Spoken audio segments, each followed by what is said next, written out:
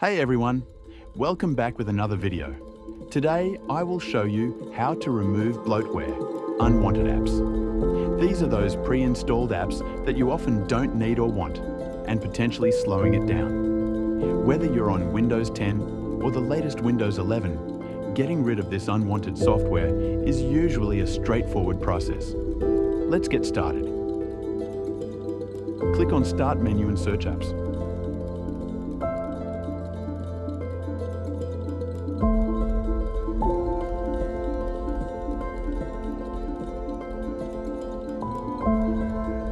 Search here Microsoft.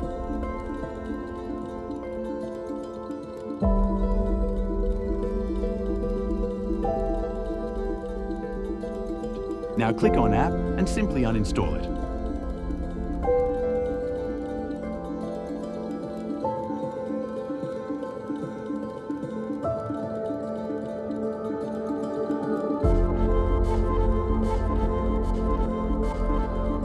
If you found this video helpful, please give it a thumbs up and subscribe for more tech tips and tutorials. Thanks for watching, and we'll see you in the next one.